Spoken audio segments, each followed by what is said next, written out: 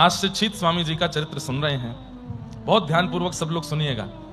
आपका पूर्ववर्ती नाम था छीतू पंडा। क्या नाम था?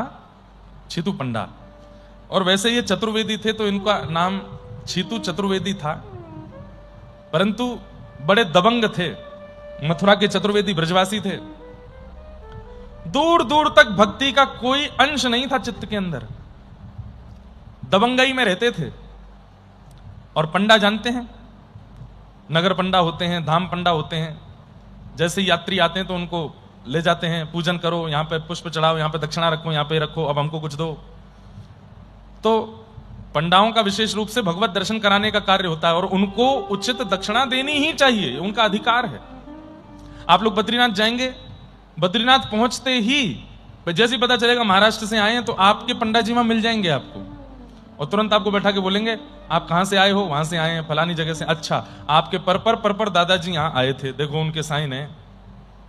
आपकी पूरी बही खाता बता देंगे, आपके पिताजी तब आए थे, दादाजी तब आए थे। और फिर आपको जाकर के भी उसमें साइन करना चाहिए, ताकि आपके वंश के आगे के लोग जाएं तो वो भी देखें कि हमारे पूर्वज कौन से काल में आए थे यहां पे।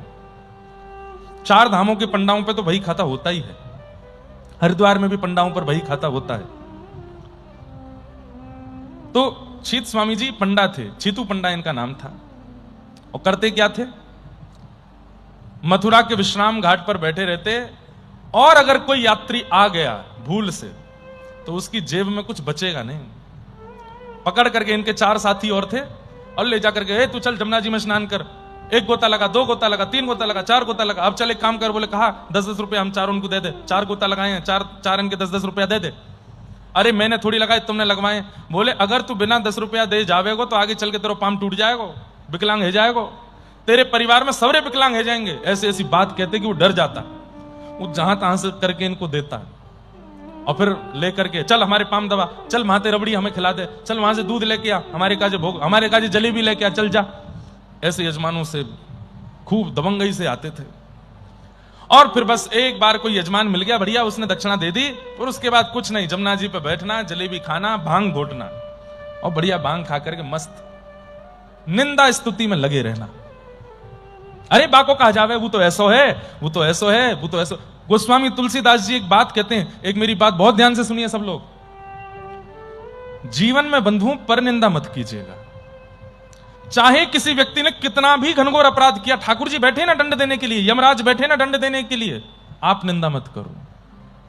गोस्वामी तुलसीदास जी महाराज का वो पद, वो चौपाई या छंद जो भी है मुझे याद नहीं है, उसमें वो कहते हैं पर निंदा जो करता है वो अगले जन्म में चमगादड़ बनता है। शाम को जब आप लोग जाओगे कथा के 6-7 बजे गोदावरी के तट पे हजारों चमगादड़ जाती हैं रोज। ये मैं महाराज जी मास कथा में भी देखता था, सप्ताह में भी, और अब भी देखा, यहाँ पे रोज चमगादड़ ऐसे जाती हैं। अब पता नहीं है मुझे साइंटिफिकली, पता नहीं ये बात सत्य है कि नहीं, पर चमगादड़ों का एक स्वरूप है कि उनके पूरे शरीर में एक ही छिद्र होता है। मतलब समझ में आई बात? वहीं से खाना, वहीं से निकालना। और ये जितनी चमगादड़ दिख रही हैं, समझ जाइए ये पूर्व जन्म में पर निंदा करके आई हैं उसके। अरे वो तो ऐसे, वो उसके हमसे पूछ लो उसके बारे में, ऐसे है, ऐसे ऐसे, इस प्रकार की चर्चाएं करने वाले। और एक बात सुनिएगा, यहां बैठा हर व्यक्ति वो कर चुका है पर निंदा, इसलिए महाराज जी मौन ही रहते हैं कि निंदा स्तुति होगी ही नहीं। जो बोलते हैं वो तो सब करेंगे, वो तो स्तुति भी करेंगे और निंदा भी करेंगे। पर एक बात हम आपको बहुत स्पष्ट रूप से बता रहे हैं, हम बहुत अभिमानवश नहीं कह रहे हैं, पर महाराज जी भागवत जी की इतनी कृपा, इस व्यासपीठ की कृपा से हमसे निंदा ना होती है ना सुनी जाती है। हमसे अगर कोई आके कुछ कहता भी है ना, आपको पता है वो उन व्यास जी का ऐसा ऐसा कुछ सुनने में हमसे मत कहो भैया।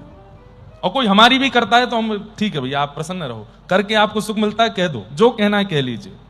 हमारे लाल जी जानते हैं, हमारे गुरुदेव जानते हैं, हम जानते हैं, और औरों को बताने की क्या आवश्यकता। पर निंदा नहीं करना कभी भी। अगर आप भजन करते हैं, साधना करते हैं, यज्ञ करते हैं, अनुष्ठान करते हैं, जप करते हैं, भगवत दर्शन करते हैं, वृंदावन धाम जाते हैं, गोदावरी त्रिकाल स्नान करते हैं और पर निंदा करते हैं, तो आपका सब व्यर्थ है। निंदा मत करो किसी की। किसी ने कुछ अनुचित किया भी है, ठाकुर जी बैठे ना उसको देखने के लिए, आप क्यों अपनी मन बुद्धि को विकार युक्त करो उसकी निंदा करके। छीत स्वामी जी का यह सबसे प्रिय गुण था, पर निंदा। हाँ कहा चल रहा भैया आजकल मथुरा में, हाँ वाह पंडा की बड़ी कमाई चले, अरे हम दारी के हम बताएंगे, ऐसे कैसे करे, यूं कैसे करे, ऐसे करते थे। और निंदा करने वालों का एक स्वरूप और होता है, जिसकी ख्याति बढ़ रही होती है उसके बारे में ये कभी अच्छा बोल ही नहीं सकते। जिनका निंदा का गुण होता है वो ख्याति वालों को ही पकड़ते हैं। महाराज जी जब तक व्यक्ति की ख्याति नहीं है वो चाहे दुनिया के कोई काम कर ले, कोई नहीं पूछता उसको। जैसे उसको 4 लोग जानने लगते हैं तो उसकी सामान्य स्थिति पर भी प्रश्न उठा दिया जाता है।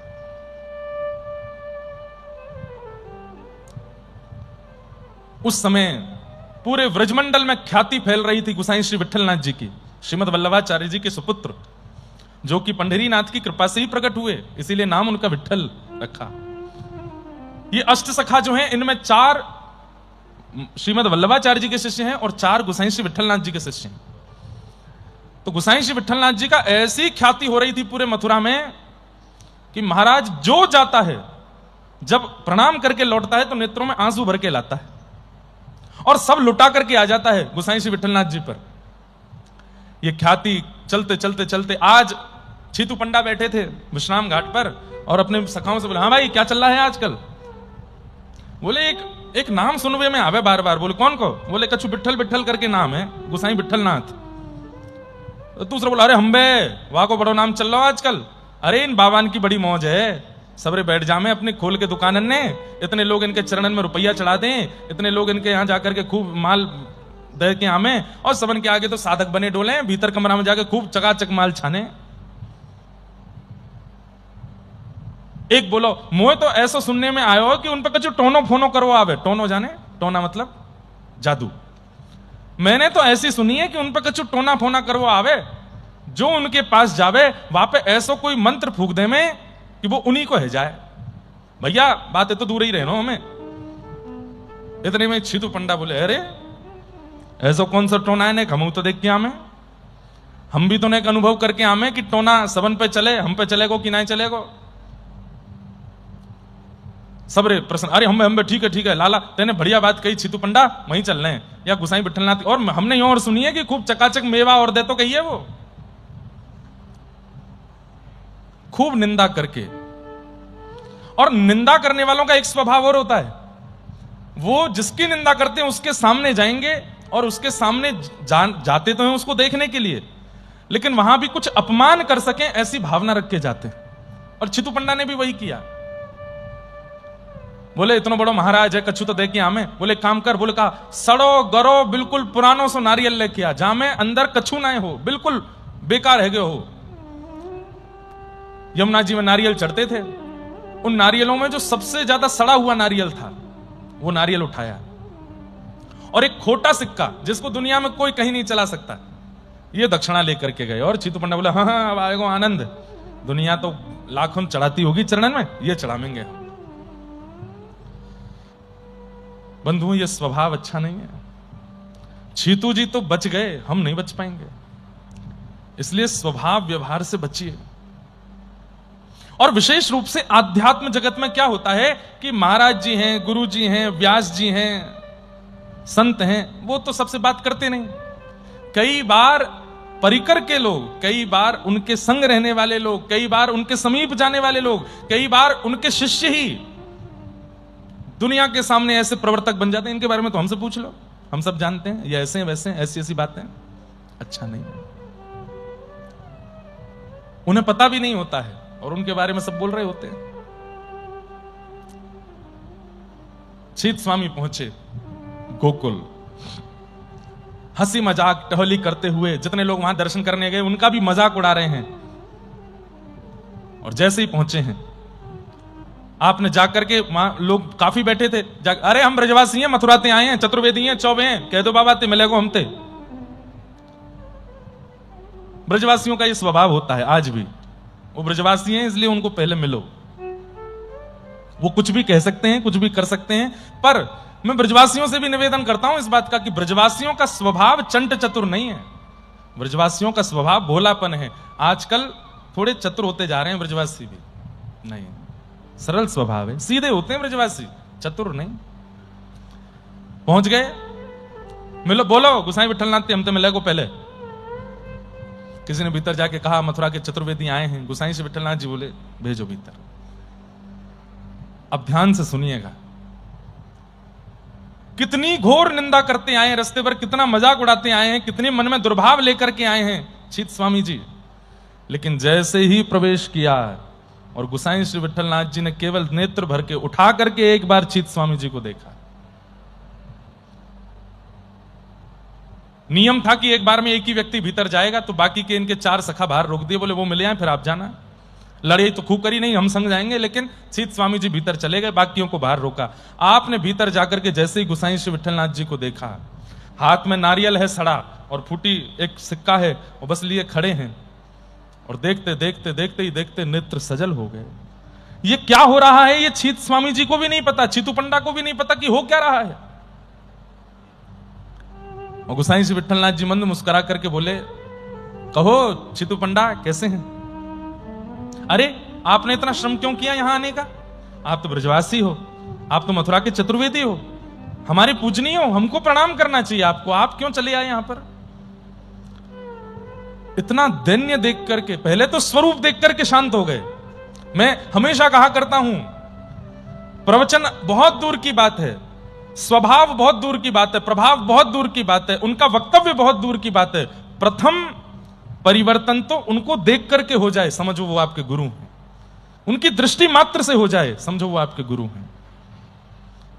एक बार नजर भर के देख लिया तो फिर मन में विकार उत्पन्न होने की सोच नहीं सकते हैं। गोसाई जी की दृष्टि पड़ते ही छीतू पंडा के पहले तो बोल बंद हो गए, और आप बस सामने खड़े खड़े नेत्रों से अश्रुपात कर रहे हैं। गोसाई जी ने जब कहा, कहो छीतू पंडा कैसे हैं? आप तो भैया ब्रजवासी हो, हमारे पूजनीय हो, आप क्यों आए यहां पर? अब छीतू पंडा चाहते हैं बोलना, लेकिन शब्द नहीं समझ आ रहे, हाथ कांप रहे हैं, पैर कांप रहे हैं, जीभ लड़खड़ा रही है। जब बोल नहीं बोल पाते तो शरीर का एक ही स्वरूप होता है, साष्टांग। तुरंत छीतू पंडा ने साष्टांग दंडवत किया। कहा न किसी के सामने न झुकने वाला छीतू पंडा आज दंडवत प्रणाम कर रहा है गोसाई श्री विठलनाथ जी को। गोसाई जी ने तो, अरे नहीं नहीं नहीं नहीं, आप ये मत करो, जल्दी खड़े हो खड़े हो। और बस आपकी आंखों में आंसू हैं, नेत्र लाल पड़े हैं, मुख से कुछ वचन नहीं निकल रहा, हाथ कांप रहे हैं, पैर कांप रहे हैं। आपने तुरंत कहा, कुछ बोलेंगे नहीं? छीतू पंडा रोते रोते बस सर हिला रहे हैं, कोई शब्द नहीं है मेरे पास। ग्लानि हो रही है, आत्मग्लानि हो रही है, मैंने कितनी निंदा की इनकी, और ये कितने दीन हैं, कितने सरल हैं, कितने सहज हैं। अच्छा कुछ बोलेंगे नहीं तो हमारे लिए जो सामग्री आप मथुरा से लेकर के आए हो वो तो हमको दे दो। अब तो छीतू पंडा पीछे छुपावे, सड़ा हुआ नारियल है, खोटा सिक्का है, छुपाइए नहीं, दीजिए ना हमको। बंधुओं, कई बार ना अकड़ू व्यक्ति से अकड़ के बात करोगे तो उसकी अकड़ और बढ़ती है। इसलिए धन्यता लाइए जीवन में। धन्यता एक ऐसा बाण है कि चुभता भी नहीं और सामने वाले को नतमस्तक भी कर देता है। समझ में आ रही है बात? धन्यता एक ऐसा बाण है जो आपके मुख रूपी धनुष से निकलता है और सामने वाले को चुभता भी नहीं है और उसकी अकड़ का नाश भी कर देता है। श्री कृष्ण अधिकतर इसी बाण को चलाते हैं, धन्य, सरल, सहज। लाइए ना, आप सामग्री लेके आए थे हमारे लिए, वो दीजिए ना। अब तो आप छुपाने लगे और रोवे सो रोवे। तब आपने हाथ आगे करके वो लिया, नारियल लिया, सड़ा हुआ नारियल, खोटा सिक्का लिया। आपने वो नारियल जाकर के तुरंत श्री नवनीत प्रियालाल जी के सन्मुख रख दिया। शिष्यों से कहा, तुलसी पधराओ, भोग लगाओ। छीत स्वामी जी मना कर रहे हैं, अरे वो सड़ा हुआ गला हुआ नारियल है, उसको भोग मत लगाओ। लेकिन जैसे ही फोड़ करके खोला, अद्भुत, बिल्कुल श्वेत, अंदर मलाई से युक्त वो नारियल, अद्भुत नारियल। खोटा सिक्का जो था ठाकुर जी के चरणों में चढ़ाया, स्वर्ण का हो गया। ये देखते हुए छीत स्वामी जी ने अपने आंखों के आगे देखा और कितना टूटते भीतर से। अब तो टूट टाट करके, मतलब बिल्कुल ये समझिए कि अब छीतू पंडा बचा ही नहीं है, खत्म हो गया। मन बुद्धि विकार में जितने दोष थे सब नष्ट हो गए। तब बस हाथ जोड़ करके आप गोसाई श्री विठलनाथ जी को देख रहे हैं और बस रोते जा रहे हैं। गोसाई जी बोले, कुछ कहिए ना। अच्छा एक बात, अष्ट सखाओं में सबके अंदर कवित्व और गायन का जन्म से ही गुण था, छीतू पंडा में नहीं था। छीतू पंडा ना तो गाते थे और ना लिखते थे, कवि भी नहीं थे, गायक भी नहीं थे। लेकिन गोसाई श्री विठलनाथ जी देख करके मुस्कुरा रहे हैं और ये छीतू पंडा भी नहीं जानते कि उनके मुख से ये शब्द कैसे निकले। और तब उन्होंने अपने जीवन का सबसे पहला पद गाया।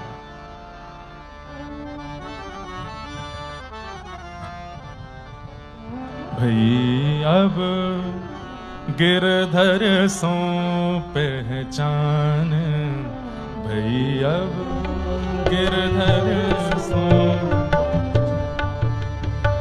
भई अब गिरधर सो पहचान, भई अब अरे यहाँ सालों साल निकल जाते हैं, ठाकुर जी का अनुभव नहीं होता। दीक्षा ले लेते हैं, धाम जाते हैं, परिक्रमा करते हैं, दंडवत करते हैं, त्रिकाल गोदावरी यमुना गंगा स्नान करते हैं, त्रिकाल संध्या करते हैं, तब भी हमको भगवत अनुभव नहीं होता। यहाँ चंद मिनट निकले हैं और कहा अत्यंत विकार युक्त, अत्यंत निंदाओं से युक्त छीतू पंडा क्या गा रहे हैं? भई अब गिरधर सो पहचान, जिनको वेद कहते हैं कि वेदहु पार ना पायो, श्रुतिम अपरे स्मृतिम अपरे भजन्तु भव भीता नीतिम अपरे, जिसे श्रुतियां नहीं समझ पाती, नीतियां नहीं समझ पाती, उन ठाकुर जी के लिए छीत स्वामी कह रहा है कि मैं 2-4 मिनट ही हुए आए हुए और वो कह रहे हैं कि मैं पहचान गया। यही तो गुरु कृपा है। भई अब गिरधर सो पहचान, भई अब गिरधर सो। और इससे भी बड़ी आश्चर्य की बात, वो गाना नहीं जानते हैं, वो लिखना नहीं जानते हैं, उनके पास ये शब्द कहां से रहे हैं? गुरु कृपा में बहुत बल है बंधुओं, और ये गुरु कृपा का ही प्रसाद है। मैं केवल अष्टसखाओं की बात नहीं कर रहा हूं, आप किसी भी भक्त को उठा लीजिए, बिना गुरु के गोविंद की कृपा नहीं होती, नहीं होती, नहीं होती, यह काट्य प्रमाण है। लेकिन कितनी जल्दी गुरु कृपा होती है, ये अनुभव छीतू पंडा के विषय में करो। कुछ मिनट ही हुए हैं और अब गा रहे हैं, भई अब गिरधर सो पहचान। गाइए।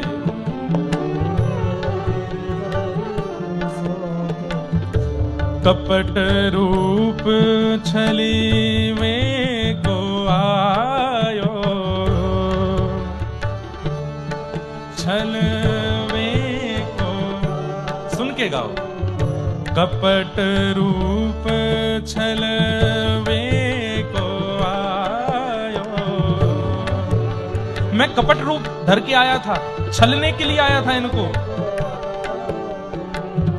पुरुषोत्तम नहीं जान, पुरुषोत्तम नहीं जान, भई अब गिरधर सो पहचान, भई अब गिरधर सो।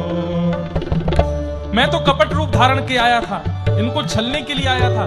मुझे क्या पता था कि मैं किसी व्यक्ति से नहीं, किसी आचार्य से नहीं, किसी गुरु से नहीं, मैं साक्षात पुरुषोत्तम से मिलने आ रहा हूं। अरे मेरे पुरुषोत्तम तो आप ही हैं, मेरे नाथ तो आप ही हैं, नंद नंदन यशोदा नंदन गिरवरधारी, जो कहो सब आप हो गुरुदेव। पुरुषोत्तम नहीं जान, ओ पुरुषो भई अब गिरधर सो पहचान, भई अब गिरधर सो पहचान, भई अब गिरधर सो पहचान, भई अब। मैं कैसा था पहले? जीत स्वामी कह रहे हैं, छोटो बड़ो कछु नहीं जानत, छोटो बड़ो कछु नहीं, छोटो बड़ो कछु नहीं जानो, छोटो बड़ो कछु, क्योंकि छाए रयो ज्ञान, ओ छाए रयो हे छीत स्वामी देखत अपनायो।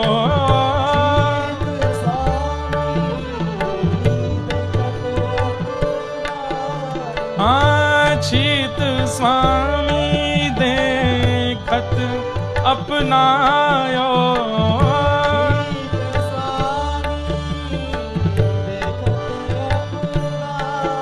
श्री विठ्ठल कृपा निधान, विठ्ठल कृपा भई अब गिरधर सो पहचान, भई अब गिरधर सो, भई अब गिरधर सो पहचान, भई अब गिरधर सो।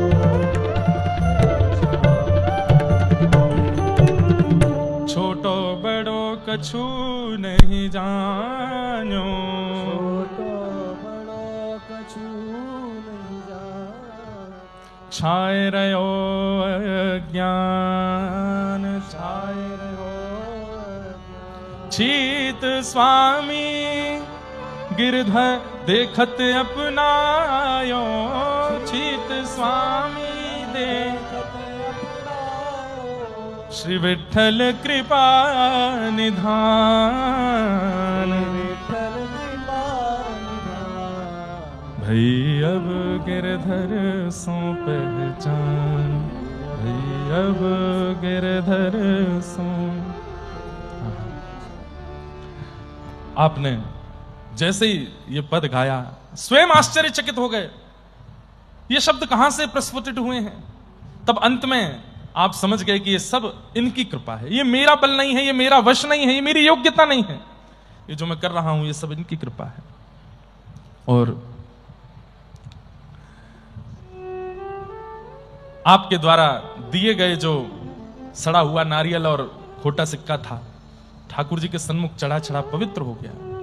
आपने गुसाई श्री विठ्ठलनाथ जी से कहा, मैं तो बड़ा आधम हूं, मैं तो ऐसी वस्तु लाया था, ये नाथ ऐसी कैसी हो गई। तब गुसाई जी ने आपको प्रथम उपदेश दिया। कितना सुंदर बात कह रहे हैं गुसाई जी। बोले, छीत स्वामी, हर व्यक्ति खोटा है और हर व्यक्ति सड़ा है तब तक जब तक वो ठाकुर जी के चरण में नहीं पहुंचा है। कोई भी वस्तु, कोई भी व्यंजन ठाकुर जी के योग्य नहीं है। जब वो गुरु के सन्मुख जाता है तब गुरु उसको योग्य बना के ठाकुर जी के चरणों में पहुंचाते हैं। तुम अगर सोच रहे हो कि ये वस्तु योग्य नहीं थी, तो संसार में ठाकुर जी की योग्य वस्तु है कौन सी? कोई भी नहीं। कोई पवित्र नहीं है, कोई अच्छी नहीं है, कोई शुद्ध नहीं है, कोई ऐसी नहीं है जो खोटी ना हो, सब ऐसे ही हैं। परंतु जब गुरु आश्रय होता है तब सब उसको योग्य बना देते हैं। छीत स्वामी बोले, वो तो खोटा सिक्का अलग बात है, सबसे बड़ा खोटा तो मैं था। आज मुझे पहली बार अपने जीवन का अस्तित्व समझ में आ रहा है, मतलब समझ में आ रहा है नाथ। बस अब आप आपको छोड़ अब कहीं और जाना नहीं है मुझे। रख लीजिए। हूं चरणात पत्र को छैया, एक और पद गा दिया। कृपा सिंधु श्री वल्लभ नंदन, बायो जात राखो गए बैया। मैं बाहर जा रहा हूं, मेरा हाथ पकड़ लीजिए नाथ। नव नख चंद्र सरद राकाशि, त्रिभुत ताप मेटत छिन महिया। छीत स्वामी गिरधरन श्री विठ्ठल, सुजन बखान सकत श्रुति नैया। हो चरणात पत्र को छैया। सदा के लिए आप कृपा करके अब मुझे अपने चरणों में ही स्थान दे दीजिए। आपने अभी तक इनको दीक्षा प्रदान नहीं की। एक दिन पूरा गोकुल में रहे, वो 4 सखा बाहर खड़े हैं। कहा, भैया हमारे छीतू पंडा को अभी तक लेकर के नहीं आयो। दूसरा बोलो, कहीं जादू तो ना कर दियो, वही टोना वारो बैठो भीतर, बाप जादू ना डाल दियो हो। आप चारों बड़े व्याकुल हो गए।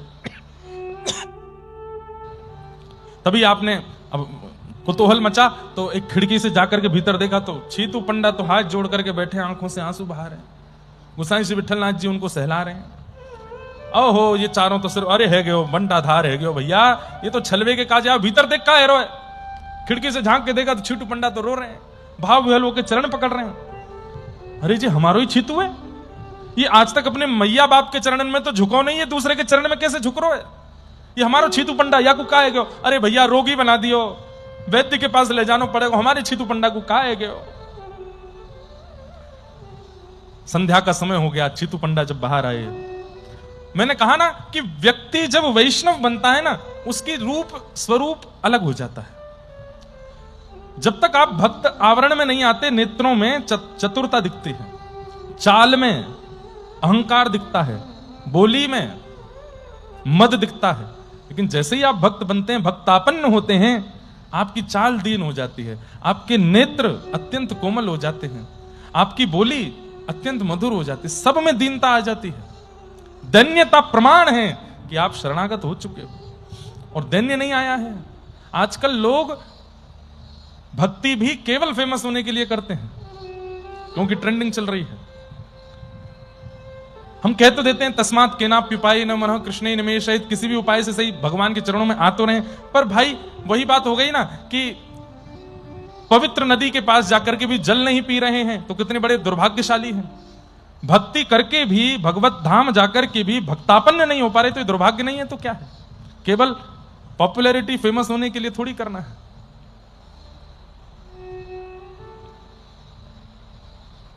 हमारे भी महाराज जी कई लोग दीक्षा ग्रहण करते हैं, और वो दीक्षा लेने के बाद में हमसे बिना पूछे ही वो दुनिया भर को ज्ञान दे देते हैं। हमारे यहाँ ऐसे, हमारे गुरुदेव ऐसे, हमारे गुरुदेव कहते हैं, गुरुदेव अरे तुम हमसे मिले तो हो नहीं दीक्षा लेने के बाद एक बार भी। इसीलिए हमने गुरु शिष्य मिलन का एक सत्र रखा कि मिल तो लो हमसे, आके बैठो तो सही एक बार हमारे सामने, बात तो करो, पहले मन का भाव तो जान लीजिए। उससे पहले ही पहले बस केवल प्रचार में लगे हैं, गलत बात है।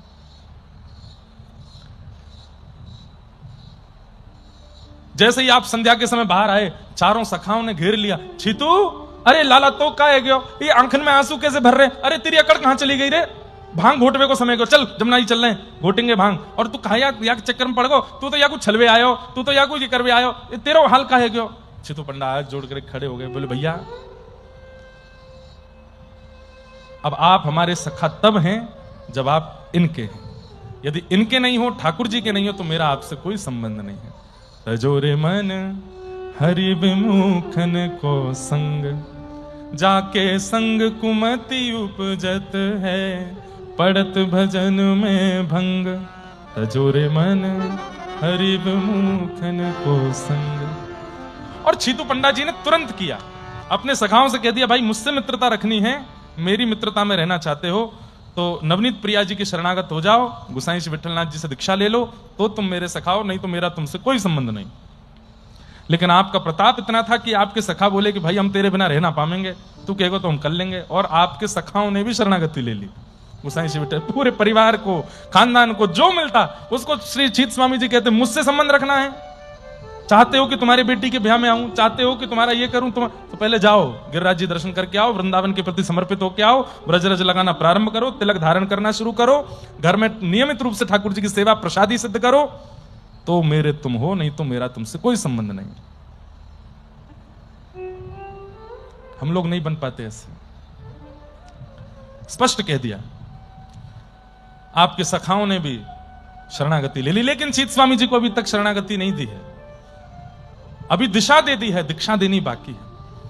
रात्रि में गुसाई श्री विठलनाथ जी ने, मतलब अभी और चाह रहे हैं कि और ज्यादा डूब जाए छीत स्वामी, तब कहा अभी तुमने नवनीत प्रियालाल जी के दर्शन किए हैं जो लड्डू गोपाल हैं, अब जाओ। बोले कहां? सुबह गोवर्धन जाना और वहां श्रीनाथ जी के दर्शन करना। बंधुओं सौभाग्य है, वृंदावन के सबसे पहले ठाकुर हैं श्रीनाथ जी, राधा वल्लभ लाल, राधा रमण लाल, श्री गोविंद देव जी, सारे ठाकुर प्रकट हुए, लेकिन सबसे पहले वृंदावन में यदि व्रज भूमि में प्रकट होने वाले ठाकुर हैं तो वो श्रीनाथ जी हैं। अच्छा एक बात और स्पष्ट कर दूं, जो सप्तनिधि हैं उनमें श्री राधा गोविंद देव, राधा मदन मोहन और श्री राधा गोपीनाथ, ये तीन वैसे तो वज्रनाभ भगवान के परपौत्र ने आकर के स्थापित किए थे वृंदावन में, लेकिन फिर ये भूमिगत हो गए, भूमि में विराजमान हो गए। कालांतर में पुनः प्रकट हुए सनातन गोस्वामी के यहां, रूप गोस्वामी के यहां, मधु पंडित जी के यहां, लेकिन वृंदावन में प्रकट रूप में यदि ठाकुर जी प्रथम स्वरूप यदि विराजमान था तो गिरिराज पर्वत पर श्रीनाथ स्वरूप, ये झांकी ठाकुर जी की सबसे पहली झांकी है। और ये सबसे पहले ऐसे ठाकुर हैं ब्रजमंडल के जिन्होंने खूब लीलाएं करी कलिकाल में, ऐसी ऐसी लीलाएं करी जो द्वापर में भी नहीं करी, वो कलिकाल में की श्रीनाथ जी ने। अजब कुमारी नाम की एक राजकुमारी आई थी, उसने आकर के ठाकुर जी से कहा कि नाथ, मेरे पिता मुझे बार बार गोवर्धन नहीं भेजते और मैं आपके बिना रह नहीं सकती, कृपा करके आप मेरे साथ राजस्थान चलो। अब ठाकुर जी कहां छोड़ के जाने वाले, ब्रज छोड़ के थोड़ी जाते हैं ठाकुर जी। तो अजब कुमारी को 4-5 दिन की अनुमति मिली थी मंदिर जाने की, पिता की तरफ से सैनिकों को भेजा था कि 5 दिन बाद ले आना इसको वापस। तो अजब कुमारी ने कहा क्या करूं, तो गुसाई जी से पूछा, तब तत्कालीन जो वहां के सेवक थे ठाकुर जी के, उनसे पूछा मैं क्या सेवा कर सकती हूँ मंदिर में। तो उन्होंने कहा मंदिर में तो सब सेवक हैं, हमको आवश्यकता नहीं, तुमको तुम्हारी बहुत ही इच्छा है तो दर्शनार्थियों के बीच में तुम अपना पासा लगा करके ठाकुर जी के संग पासा खेला करो। बंधुओं, एक मन की बात बोल रहा हूं, कहीं ऐसी वो नहीं है कि करना ही है आपको, लेकिन कभी कभी ठाकुर जी के सामने इंडोर गेम्स खेला करो। जैसे शतरंज ठाकुर जी को बहुत अच्छी लगती है, खोल लो ठाकुर जी के आगे, काली वाली ठाकुर जी की है, सफेद वाली हमारी है, एक चाल अपनी चलो और फिर एक चाल ठाकुर जी की चलो, एक चाल अपनी चलो, एक चाल। धीरे धीरे क्या होगा, जब ठाकुर जी की आप चाल चलोगे तो आपकी बुद्धि में वही चाल आवेगी जो ठाकुर जी चलना चाह रहे हैं, और एक दिन देखना चेकमेट कर देंगे ठाकुर जी, आपको हार जाओगे। आता हो खेलना तो महाराज जी तो चेकमेट करने के बाद में पुरुषण पे बैठा देते हैं, 16 महीना के लिए बैठ जाओ। हमारे एक पंडित जी हारे बैठे हैं महाराज जी से, और एक नहीं 2 बार हारे थे महाराज जी, कम से कम 2 पुरुषण तो इनके होंगे। हैं क्या कह रहे हैं, गेम नहीं हुआ अभी, एक शर्त पे होगा, महाराज जी इशारा कर रहे हैं, आज से ही पुरुषण में बैठना पड़ेगा। पुरुषण के मारे घबरा गए। लेकिन कभी कभी ठाकुर जी से क्रीड़ा खेल खेलो, सांप सीढ़ी खेलो ठाकुर जी के साथ। एक बार अपनी चाल चलो, अपनी गोटी चल दो, फिर ठाकुर जी अब आपकी चल रहे हैं, और करके अब जैसे चलोगे तो वही आएगा जो ठाकुर जी चाह रहे होंगे। देखना आपसे पहले सीढ़ी चढ़ के पार कर जाएंगे। कभी कभी हार भी सकते हैं लेकिन जीतेंगे भी। अब कैरम बोर्ड भी खेल सकते हो, लेकिन कैरम बोर्ड में मेहनत ज्यादा हो जाएगी आपकी। एक बार यहां से चलोगे फिर उठ के ठाकुर जी की तरफ से चलोगे। लेकिन ऐसी चाल चलो जिसमें पासा, जैसे पासा है, अब आपको पता नहीं है क्या अंक आने वाला है, तो वो उसमें ये भाव हो सकता है कि ठाकुर जी, लूडो खेलो, सांप सीढ़ी खेल लो। आज के तो यही, अब जो पुराना चौसर है वो तो आता नहीं है लोगों को खेलना, तो इसलिए आधुनिकों में तो लूडो है और सांप सीढ़ी है और चेस है, ये खेलो अपने ठाकुर जी के साथ। कभी कभी खेला करो, उनको आनंद होता है। क्या पता खेलते खेलते आपके महीनों निकल जाए, एक दिन ठाकुर जी आपको इतना बढ़िया सखा बना लेंगे अपना कि जैसे अब गा करके तो हम कर नहीं पा रहे सेवा, श्रृंगार से तो हो नहीं पा रही सेवा, कुछ प्रसाद भी इतना बढ़िया नहीं बना पा रहे, खेल के ही ठाकुर जी के हो जाओ। कर सकते हो, एक शर्त पे, वीडियो मत बनवाना कि बनवा के पूरे सोशल मीडिया पे डालो, देखो मैं ठाकुर जी को हरा दिया, मेरे ठाकुर जी मुझसे हार गए। नहीं, गोपनीय रखिएगा। तो अजब कुमारी ठाकुर जी के सामने चौसर खेलती, एक चाल स्वयं चलती, दूसरी चाल ठाकुर जी की चलती। अब स्थिति हो गई कि वहां जितने दर्शनार्थी आते वो सब देखते थे, अच्छा ये ठाकुर जी की चाल है, बोले हाँ। ये तुम्हारी है, बोले हाँ। अब वो जब चलती तो वो जीतती थी, ठाकुर जी हारते थे। एक बार उसने अंतिम खेल खेला, बोले अगर आज मैं जीत गई तो ठाकुर जी सदा के लिए हारे हुए माने जाएंगे, सदा के लिए हार जाएंगे ये। अब तुम्हारी भीड़ लग गई, दर्शनार्थी सब बैठ गए, दर्शन कम करें, चौसर देखें, और जैसे ही ठाकुर जी का अंक आवे सब के में पूछरी के लौटा की हुप हुप प्यारे, क्या बात है बंसी बारे। लेकिन अगली ही चाल में वो ऐसा चाल चलती कि ठाकुर जी फिर पीछे रह जाते उससे। स्थिति ये होने लगी कि वो खेल खेल रही थी दर्शनार्थियों के बीच में बैठ करके, भीतर मंदिर में खड़े श्रीनाथ जी के पसीना टपकने लगे, डर गए ठाकुर जी, बोले आज हरा देगी मुझे। अंतिम चाल चलनी थी, सबकी आंखें खुली हुई हैं, कौन जीतेगा कौन जीतेगा।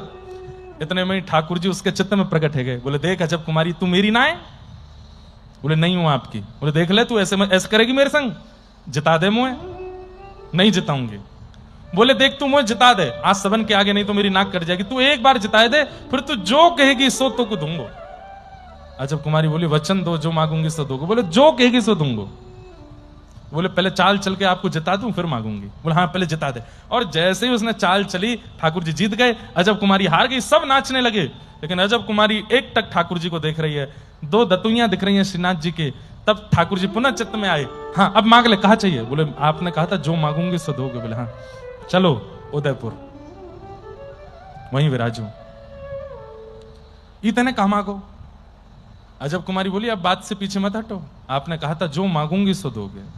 मैं नहीं रह सकती आपके बिना, आपके दर्शन के बगैर मेरा चित्त नहीं रखता। अब आपने वचन देके कहा था कि आप आओगे, अब आप चलिए। तब ठाकुर जी बोले मैं व्रज छोड़ के कैसे जा सकता हूं? बोले कि वहीं व्रज को स्थापित कर दीजिए नाथ, अब चलो आप। फिर ठाकुर जी ने माध्यम बनाया मुगल आक्रांताओं को, सबों को, सेवकों को आज्ञा कर दी भाई मुगल मंदिर तोड़ रहे हैं, हमको कहीं और लेके चलो। तो पहले ठाकुर जी कोटा गए, फिर वहां से जोधपुर गए, फिर उसके बाद में घूमते फिरते उदयपुर गए, और फिर उदयपुर के बाद नाथ द्वार में आके विराज गए। आज ठाकुर जी श्री नाथ जी नाथ द्वार में विराज रहे। ताली वाली बात तो है ही ना है, वैसे तो अच्छी बात है विराज, पर ब्रज कब आवेंगे वापस? हमें तो बस यही प्रतीक्षा रहती है कि लाल जी जल्दी कृपा करो। कहीं सुना था, पता नहीं इसमें कितना सत्य है, कि एक दिन श्रीनाथ जी वापस आएंगे, श्री गोवर्धन आएंगे और फिर सदा वहीं रहेंगे। पता नहीं हमारी जीते जी ये होगा कि नहीं, पर ठाकुर जी जहां भी विराजे सुख से विराजे, उनकी राजी में हम राजी हैं। तो गुसाई श्री विठलनाथ जी ने आज्ञा कर दी, बोले नवनीत प्रिया जी का दर्शन किया, अब जाओ श्रीनाथ जी का दर्शन करो। आज भी नवनीत प्रिया जी श्रीनाथ जी दोनों एक साथ दर्शन देते हैं नाथ द्वार में। एक मंदिर में श्रीनाथ जी हैं, बाहर निकल के बाहर थोड़े एक ही मंदिर के आंगन दूसरे आंगन में जाते हैं तो वहां नवनीत प्रियालाल है। मेरा बहुत मन लगता है वहां पर, इतना आनंद आता है दर्शन करने। सुबह से शाम तक हम दर्शन ही करते रहते हैं। मंगला से शुरू होते हैं, 8 बार दर्शन होते हैं, 8 बार जाता हूं मैं और दर्शन करके आता हूं। श्रीनाथ जी बहुत सुख देते हैं। वहीं से पधारे गिरधरलाल। और ये भी एक कथा तो वैसे सुनी है सबने लगभग। पहली बार जब मैं गया था तब मेरे यही भाव कहा था कि नाथ हम ब्रजवासियों को छोड़ के इतनी दूर क्यों आके बैठ गए, आप कृपा करो ना, चलो मेरे साथ। और गोवर्धनवासी सांवरे तुम बिन रहो ना जाए, ये पद गा के सुनाया। और बस उसके थोड़ी देर बाद ही श्री गिरधरलाल जी गोद में आ गए, और तब से आज तक संग ही हैं। तो हम तो मानते हैं कि श्रीनाथ जी से हमने कहा चलो हमारे साथ, तो आ गए, आज भी विराजते हैं। हम रामानुजी वैष्णव हैं, रामानुजी परंपरा में हमारी दीक्षा हुई, लेकिन सेवा पुष्टि मार्गीय ठाकुर जी की प्राप्त हुई। कई लोग इसमें बात बोलते भी हैं, तो मैं कहता हूं कि भाई ठाकुर जी संप्रदाय में मत बांधो। ठाकुर जी हैं पुष्टि मार्गीय भाव से सेवा होती है ठाकुर जी की। इसका मतलब ये थोड़ी कि रामानुजी नहीं कर सकते सेवा, सब करेंगे। रामानुजियों के नारायण है तो नारायण की सेवा पुष्टि मार्गीय कर सकते हैं, पुष्टि मार्गियों के। और रही बात हम ब्रजवासी हैं, ये स्वरूप जो है और ये स्वरूप जो है और ये स्वरूप जो है, इस पर तो हमारा जन्मसिद्ध अधिकार है, ये तो हमारे ही हैं। जैसे महाराष्ट्र के लोगों का इन पे अधिकार है, ये आपके हैं। शंख चक्र गदा पद्मधारी चतुर्भुज द्वारिकाधीश पर गुजरात के लोगों का अधिकार है। शेष नाग पर पौड़े हुए ठाकुर जी का दक्षिण के लोगों का अधिकार है। महाप्रभु जगन्नाथ पर उड़ीसा के, कलकत्ता के, बंगाल के लोगों का अधिकार है। पर ये और ये तो हम ब्रजवासियों के हैं, इन पे तो हमारा जन्मसिद्ध अधिकार है। ये संप्रदायों में कैसे बट सकते हैं? संप्रदाय से ये तो हमारे हैं। भेजा आपको, जाओ दर्शन करके आओ। और शिक्षित स्वामी जी गए और जाकर के आपने श्री गिरधरलाल जी श्रीनाथ जी का दर्शन किया।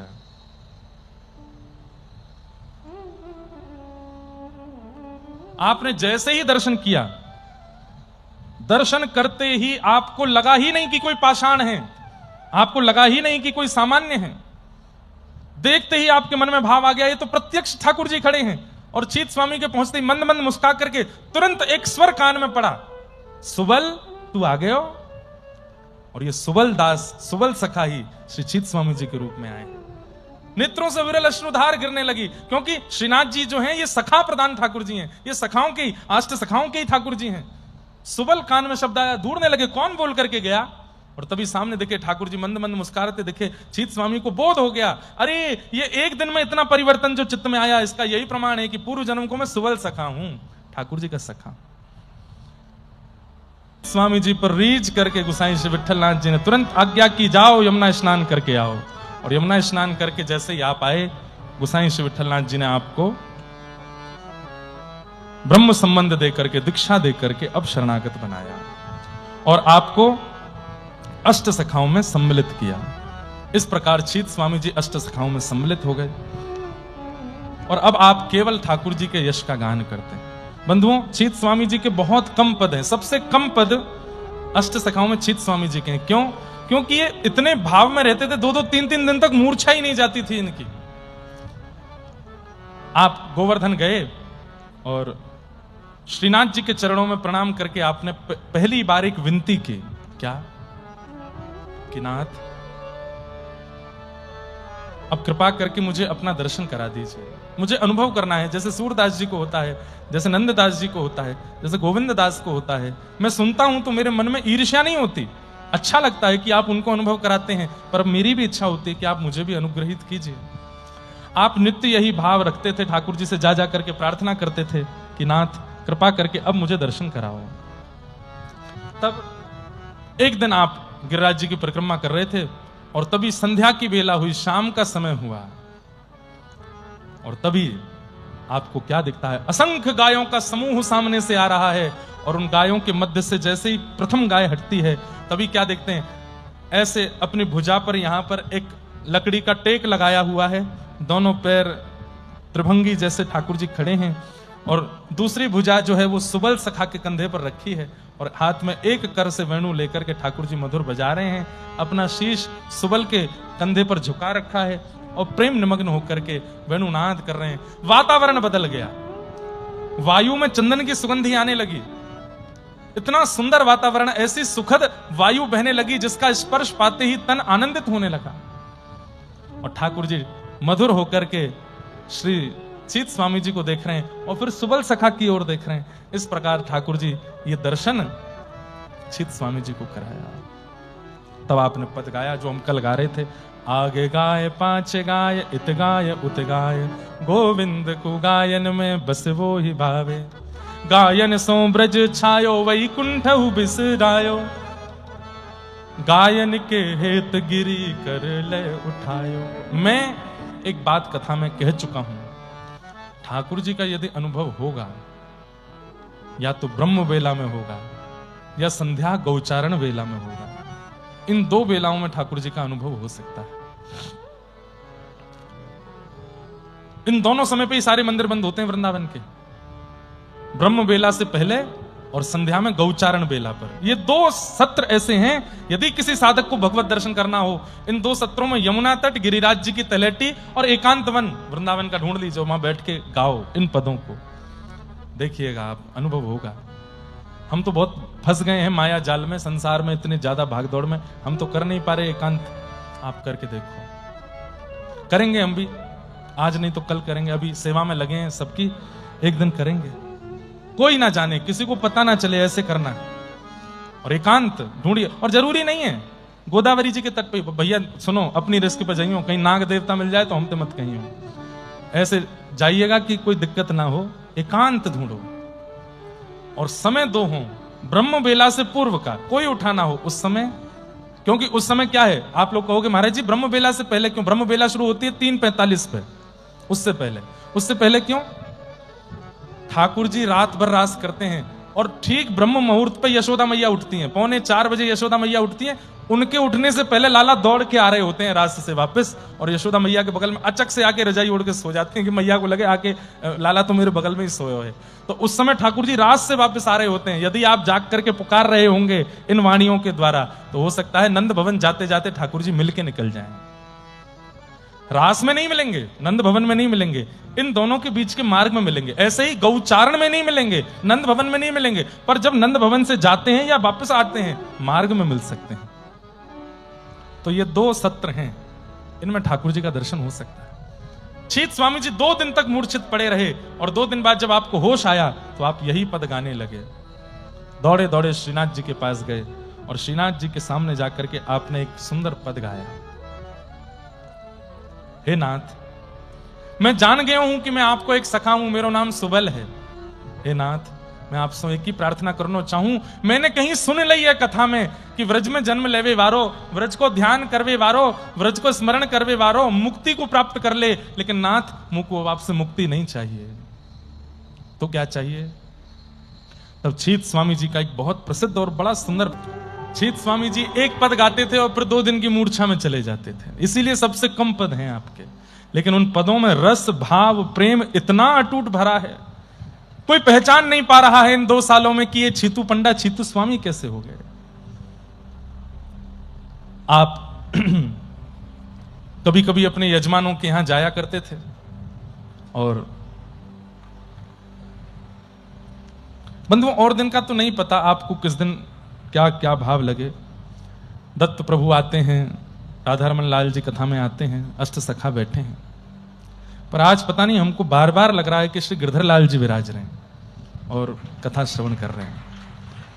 भक्त चरित्र में लाल जी वैसे जाते हैं, लेकिन यहां हम उनको लाते नहीं, वहीं विराजते हैं। पर आज ऐसा बार बार अनुभव हो रहा है कि श्री लाल जी आए हैं कथा में और इतने सुंदर पद इनके छीत स्वामी जी के सब सुन रहे हैं और बड़े आनंद से ऐसे थोड़ी पे हाथ धर के बैठ के सुन रहे हैं कथा। ऐसा बार बार मन में भाव प्रकट हो रहा है। छीत स्वामी जी कभी किसी से कुछ याचना नहीं करते थे। कहां पूर्व समय में आपका स्वभाव लूटने वाला था, अब तो स्थिति यह कि गुसाई जी पवा देते हैं तो पा लेते हैं, नहीं तो आप पाते तक नहीं। तब गुसाई जी ने आपको कहा कि तुम यजमानों के यहां जाया करो। तब छीत स्वामी बोले मेरी इच्छा नहीं होती। बोले नहीं नहीं, जाओ, हमारी आज्ञा है। तब आप, इनका यजमान कौन था, नाम सुन के ही आनंदित हो जाओगे आप, बीरबल, अकबर का जो मंत्री था बीरबल, वो इनका यजमान था। ऐसा कहते हैं कि बीरबल का पुराना नाम कुछ और था, कोई दास ऐसे करके कुछ नाम था, हिंदू थे वह। और वो जब जब मथुरा आते थे तो छीतू पंडा के पास ही आते थे बीरबल जी। लेकिन अब छीतू पंडा छीत स्वामी हो गए थे, तो आप गए बीरबल के यहां, तो यजमान ने खूब स्वागत किया इनका, अपने घर पर ही इनको रखता था वो।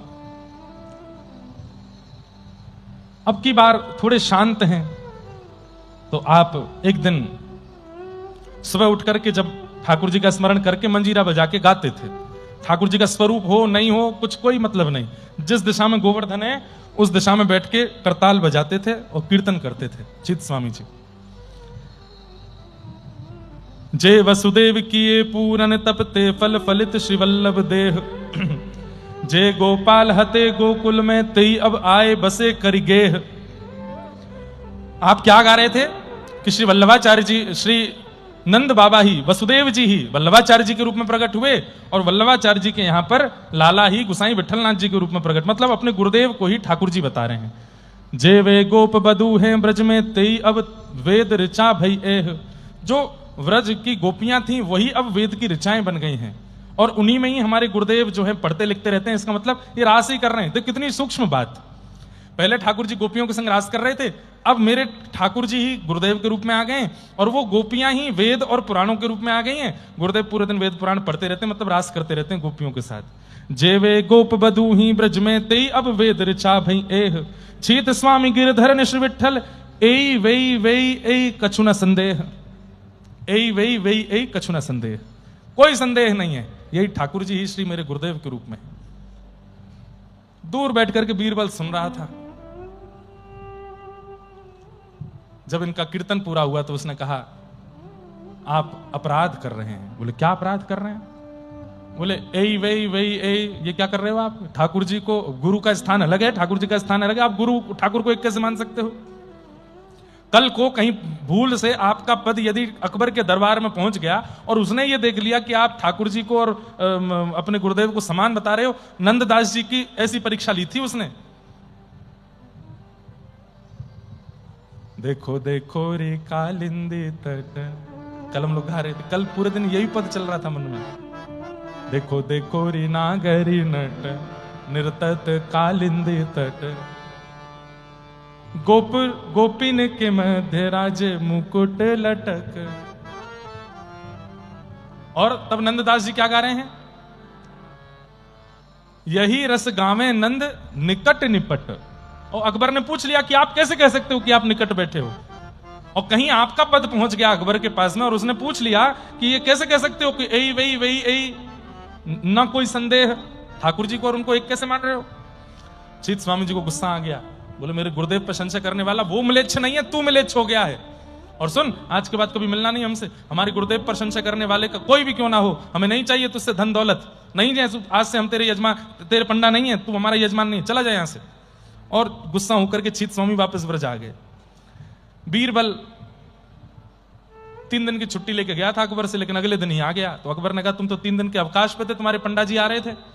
बोले वो तो गुस्सा होकर चले गए। तो अकबर ने पूछा क्या बात थी? बीरबल बोला छोड़िए रहने दी। बोले नहीं नहीं बताओ। तो उन्होंने पूरी बात बताई। बोले सुबह सुबह गा रहे थे और उसमें कह रहे थे कि नंद जी के लाला ही मेरे गुरुदेव के रूप में आए हैं और श्री वसुदेव जी ही वल्लभाचार्य जी हैं और उनके पुत्र विठलनाथ जी श्री कृष्ण ही हैं। मैंने कहा ऐसे कैसे हो सकते हैं, गुरुदेव अपनी जगह हैं, ठाकुर जी अपनी जगह हैं। अब आप सोच के आश्चर्यचकित होंगे कि बीरबल का समाधान अकबर कर रहा है। बोले सुनो, मुझे चीत स्वामी की बात में संशय नहीं लगता। आप कैसे कह रहे हैं? बोले एक बार की बात है, मैं दिल्ली से आगरा गया था नाव से, जमुना जी से। तभी गोकुल का घाट जब पड़ा तो दिल्ली से जब आप आगरा जाएंगे अगर नाव से जाएंगे तो आपको पहले वृंदावन पड़ेगा, फिर मथुरा पड़ेगा, फिर गोकुल पड़ेगा, फिर महावन पड़ेगा, फिर उसके बाद जाके आगरा आता है। तो बोले जैसे ही हम लोग गोकुल से निकले तो बड़ी भीड़ लगी थी घाट पर। जैसे ही हमने देखा तो पता चला गोसाई श्री विठलनाथ जी बैठे हैं। अकबर जो था वो संतों के यहां जाता रहता था। अकबर के नमाज खाने में जहां वो नमाज करता था अपनी, वहां 5 संतों के चित्र लगवाए थे उसने। एक उसमें स्वामी श्री हरदास जी महाराज, एक उसमें भक्तिमती मीराबाई, और भी 3 चित्र और थे। उन चित्रों को देख करके वो नमाज करता था वो मुसलमान, लेकिन उसके अंदर थोड़ी बहुत भक्ति थी। तो गोसाई श्री विठलनाथ जी को देख करके उसने नाव रोकी और गए। गोसाई श्री विठलनाथ जी ने जैसे देखा कि भाई बादशाह अकबर आए हैं, आइए आइए आइए विराजिए। तो अकबर ने एक बहुत सुंदर मणि उनके चरणों में अर्पित कर दी। अकबर ये बात बीरबल को बता रहा है। बोले मैं गोसाई विठलनाथ जी से मिला, मैंने एक मणि उनके चरणों में रखी जिसकी रकम आज की डेट में, मतलब उस समय अकबर कह रहा है आज की तारीख में 10 लाख होगी। उस समय पर आज रकम गिनी नहीं जा सकती कितनी होगी। जहां 1 पैसा 2 पैसा में घर चल जाते थे 3-3 दिन तक, उस जमाने में वो मणि 10 लाख की थी। वो मणि चढ़ाई थी कहां? गोसाई श्री विठलनाथ जी के चरणों में। तो बोले बीरबल, गोसाई जी ने मणि देखी और हंस करके मेरी ओर देख करके बोले अब ये मेरी है ना? तो मैंने कहा जी भगवान आपकी है। एक बार और बोले अब ये मेरी है ना? मैंने कहा हाँ प्रभु आपकी है, आपके चरणों में अर्पित की, आपकी है। तीसरी बार फिर बोले अंतिम बार पूछ रहा हूं अब ये मेरी है ना? अकबर बोला हाँ जी हाँ जी हाँ जी आपकी है। तुरंत गोसाई जी ने उस मणि को जमुना जी में फेंक दिया। और जैसी मणि फेंकी तो अकबर का मुंह लाल पड़ गया। ये क्या किया आपने? बोले तेने 3 बार कहा था मेरी है, अब मेरी को मैं पहनूं, फेंकूं, धरूं, उससे तेरे को क्या? बोले मैं बौखला गया और मैंने अपने सैनिकों को चलो चलो चलो यहां से चलो, ये तो कहां, अभी तो बावड़े के पास आ गए हम लोग, 10 लाख की मणि फेंक दी। बोले गोसाई श्री विठलनाथ जी बोले रुको रुको रुको, ऐसे उदास होके नहीं जाओ, इधर आओ। बोले क्या करें? बोले नीचे जाओ जमुना जी में, और जमुना जी में ऐसे अंजलि फैला करके जल भरो। अंजलि फैला करके बोले फैलाया था तब जल था, जब बाहर निकाला तो वैसी असंख्य मणियां मेरे हाथ में आ गई। आपने कहा जो तेरी है वो ले जा, याद रखियो अपनी वाली लेके जाइयो, जो तेरी है वही लेके जाइयो। अकबर बोले कि मैं समझ गया कि भाई ये सामान्य नहीं है। तब मैं उनको प्रणाम किया। तो तुम्हारे चीतू पंडा जो कह के गए मुझे उसमें कोई संशय लगता नहीं है। हो सकता है कि विठलनाथ जी ठाकुर जी ही हों और उन्हीं के रूप में प्रकट हुए। तब बीरबल दौड़ करके गया गोवर्धन और जाकर के चीतू पंडा के चरणों में गिर गया। बोले महाराज मुझे क्षमा कर दो। बोले कोई बात नहीं, कर दिया क्षमा, जाओ। इस प्रकार आपकी लीला हुई। अब ठाकुर जी का दर्शन तो आपको हो चुका था, लेकिन अब आपको इच्छा थी श्री किशोरी जी के दर्शन की। तो आप ठाकुर जी से नित्य प्रार्थना करते थे कि आप तो मुझे दिख गए, अब एक बार कृपा कर दीजिए ना, किशोरी जी का दर्शन करा दीजिए। तभी गौचारण करते हुए ठाकुर जी आ रहे हैं और चितू पंडा देख रहे हैं। ठाकुर जी से नित्य प्रार्थना करते थे कि आप मुझे किशोरी जी का दर्शन कराओ, और ठाकुर जी ने अनुग्रह करके, कृपा करके एक दिन किशोरी जी से प्रार्थना की और श्री चीत स्वामी जी को किशोरी जी का दर्शन हुआ और आपको किशोरी जी का अनुभव हुआ। और ये अनुभव होते ही अब आपने ठाकुर जी से प्रार्थना की, नाथ बस अब मैं ये विरह सह नहीं पाता हूं, एक पद रचना के बाद ये 2-2, 3-3 दिन का जो विरह होता है, उससे जो शरीर को कष्ट होता है, आपकी स्मृति याद में जो मेरी स्थिति होती है, ये मैं सह नहीं पाता हूं नाथ, आप कृपा करो।